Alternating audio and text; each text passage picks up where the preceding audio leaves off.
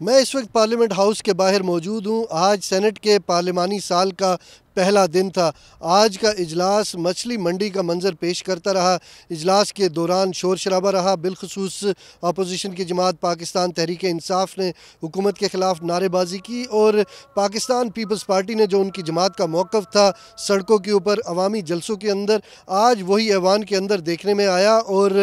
خاص کر کے جو پاکستان پیپلز پارٹی کی سینئر رہنما شیری رحمان ہیں، انہوں نے آج بات کرتے ہوئے کہا کہ ہماری جماعت گزشتہ 8 ماہ سے اس ایشو کو ریز کر رہی ہے، اس کے اوپر بات کر رہی ہے، لیکن حکومت نے کان نہیں دھرے، جس کے اوپر وزیر قانون اعظم نذیر تارڑ نے بات کرتے ہوئے کہا کہ یہ ایک آئینی مسئلہ ہے، اور اس میں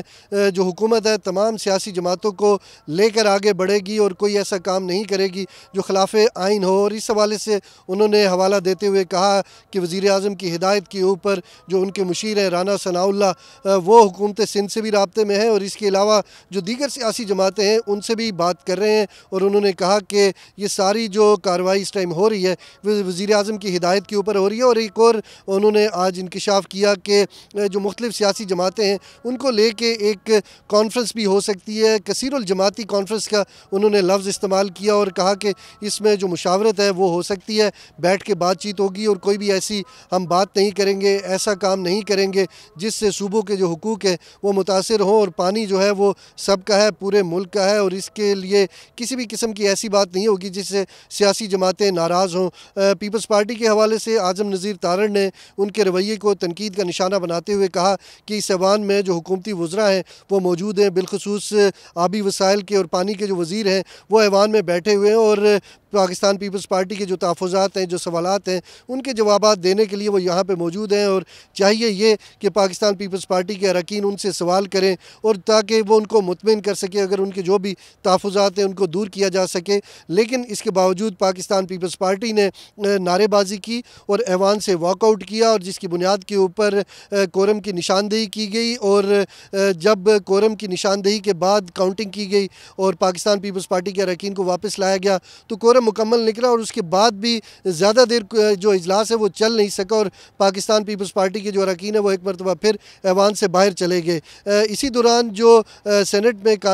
جو قائد حزب اختلاف ہیں شبلی فراز پاکستان تحریک انصاف کے، انہوں نے حکومت کی پارٹی پاکستان مسلم لیگ نون اور پاکستان پیپلز پارٹی دونوں کو تنقید کا نشانہ بنایا، اور خاص کر کے پاکستان پیپلز پارٹی کو کہا کہ ان کی جو سیاست ہے، ان کا جو طرز عمل ہے یہ منافقانہ ہے، وہ باہر کچھ اور بات کرتے ہیں، ایوان کے اندر کچھ اور بات کرتے ہیں۔ صدر مملکت کا انہوں نے ریفرنس دیا کہ وہ کینالز کے معاملے کے اوپر انہوں نے اتفاق کیا ہوا تھا، لیکن اپنی تقریر میں انہوں نے اس کی مخالفت کی، اور حکومت کو بھی انہوں نے تنقید کا نشانہ بنایا، اور یہ کہا کہ حکومت ان کی بات نہیں سنتی، ان کے جو بلز ہیں، ان کی جو قراردادیں ہیں یا ان کی جو تحریکیں ہیں ان کو ایجنڈے کا حصہ نہیں بنایا جاتا، اور ایسے نہیں ہو سکتا کہ قانونی طریقے سے غیر قانونی کام کیے جائیں، اور ہم اس کی بھرپور مخالفت کریں گے۔ پاکستان پیپلز پارٹی کی جو رہنما ہے شیری رحمان، انہوں نے کہا کہ اگر ہمیں دیوار سے لگایا جائے گا تو پھر ہم اس کا رد عمل بھی دکھائیں گے، اور یہ رد عمل کا ہی آج انہوں نے مظاہرہ کیا، اور انہوں نے کہا کہ اگر ہماری بات نہ مانی گئی تو احتجاج